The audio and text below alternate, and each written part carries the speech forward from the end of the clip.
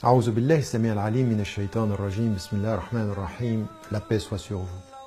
Nous atteignons le 28e jour, pratiquement la fin du ramadan, nous nous approchons des tout derniers jours et là ce que nous trouvons c'est encore une fois dans ces premiers versets qui ont été révélés ou qui ont été transmis au prophète alayhi salam, il y a des enseignements qui sont importants, il y a des enseignements qui sont nécessaires à la compréhension de notre message. Et puis il y a un lien tout à fait intéressant dans certaines de ces révélations qui nous ramènent à des choses qui sont essentielles. Vous trouvez par exemple dans Surat al-Saf, la Surat 61 qui fait partie de la 28e section du Coran, cette formule Sabbaha lillahi ma fi as-samawati wa ma fi al-ard wa huwa al-azizul hakim.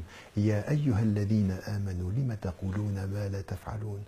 Les cieux et la terre chantent les louanges de Dieu. Il est certes celui qui est le plus sage et celui qui est le plus glorieux. Ô vous qui portez la foi, pourquoi dites-vous ce que vous ne faites pas?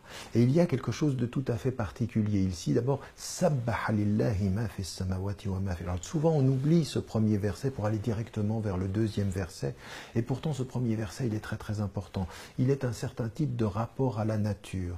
Et qui est la nature ensemble, entière, dans une espèce de symphonie spirituelle, chante les louanges de Dieu. Elle est avec Dieu dans toutes ses manifestations. Elle est, elle, l'expression de la plus grande cohérence. Elle est créée par lui, elle chante les louanges de celui qui l'a créée. Et donc il y a ici un rapport tout à fait fort par rapport à ça. Et dans cette cohérence, dans cette symphonie, celui, l'être qui manque de cohérence, l'être qui va être la dissonance.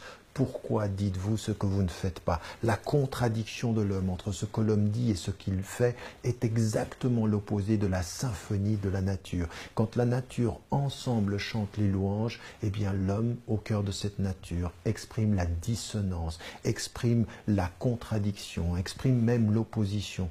Et Dieu nous dit et nous rappelle ici que notre cohérence avec la création, notre cohérence avec l'ensemble des éléments, c'est d'essayer, autant que faire se peut, de faire ce que nous disons et de dire ce que nous faisons. C'est-à-dire une cohérence entre la parole et le geste. Alors encore une fois, c'est l'œuvre d'une vie, ce que la nature fait naturellement. L'homme y a accédé spirituellement.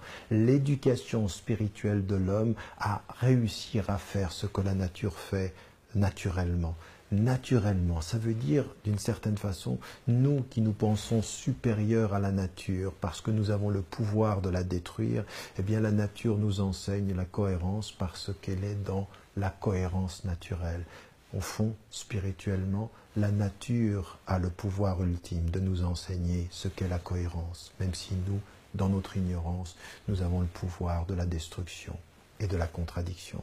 Voilà des enseignements spirituels qui nous disent « Attention, les apparences du pouvoir peuvent nous faire croire que le pouvoir est en nous, quand le pouvoir spirituel est tout autour de nous. » Que Dieu nous aide.